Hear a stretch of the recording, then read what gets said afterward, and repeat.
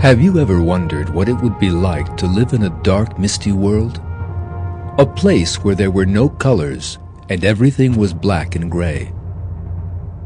Such a life would certainly be a great torment for human beings.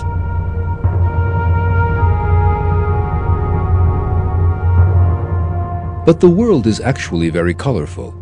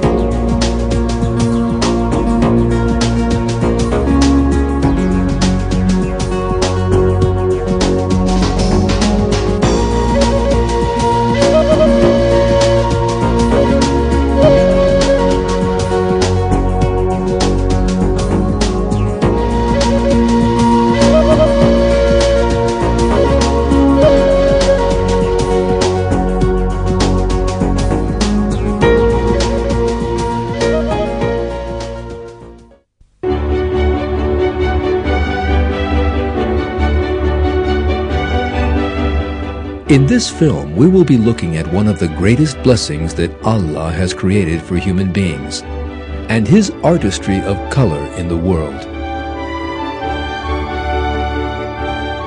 Allah's artistry in color. All parts of the world have been created in harmony and decorated with beautiful flowers. Green forests, blue lakes, majestic mountains, and boundless oceans.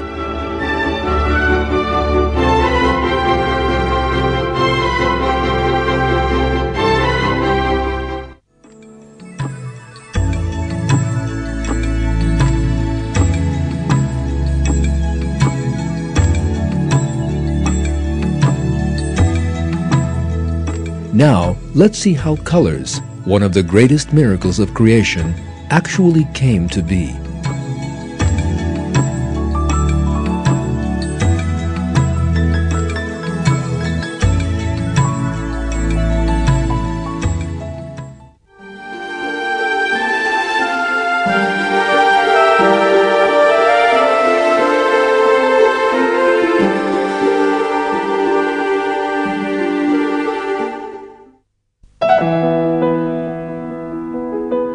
For colors to come into being, the first precondition is light, and the only light that reaches the earth comes from the sun. In the Quran, Allah draws our attention to the sun and its light in these words: by the sun and its morning brightness. When we examine the sun's light, we see that it, like everything else in the universe, is created in a very delicate balance so as to make human life possible. The stars and other sources of light in the universe emit various light rays that can be classed according to the length and frequency of their waves. The full range of radiation waves in the universe, known as the electromagnetic spectrum, have a width where the longest wavelength is 10 to the power of 25 times larger than the shortest. The electromagnetic energy radiated by our sun is restricted to a very narrow section of the spectrum. 70% of the sun's radiation has wavelengths between 0.3 and 1.50 microns. In order to see what a huge number the range of the electromagnetic spectrum is, you have to put 25 zeros after the 1. This number is beyond the ability of human beings to imagine. And that is how many different kinds of light there are in the universe. Within so many kinds of light, there is only one minuscule band of wavelengths that allows human beings to survive and see colors. And the wavelengths of the rays emitted by the sun lie within this narrow interval. This fact proves that Allah has created the world, human beings, colors, and the sun in a particular harmony. In one verse of the Quran, Allah commands, He has made the sun and moon subservient, each one running until a specified time. That is Allah, your Lord.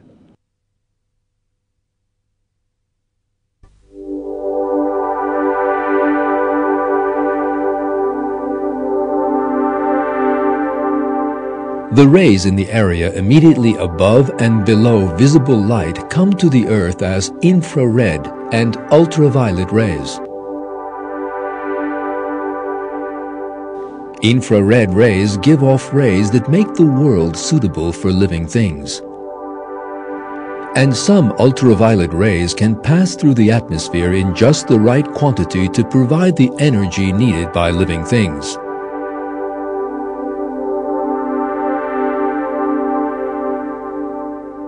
Some of the sun's rays are dangerous for living things. To neutralize this danger, our world is surrounded by an immense filter. This filter is the atmosphere.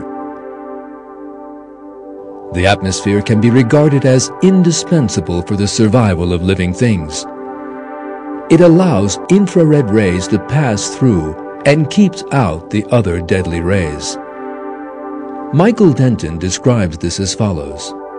Even the atmospheric gases themselves absorb electromagnetic radiation very strongly in these regions of the spectrum immediately on either side of the visible and near-infrared. Note that the only region of the spectrum allowed to pass through the atmosphere over the entire range of electromagnetic radiation from radio to gamma rays is the exceedingly narrow band including the visible and near-infrared. Virtually no gamma, X, ultraviolet, far infrared, and microwave radiation reaches the surface of the Earth.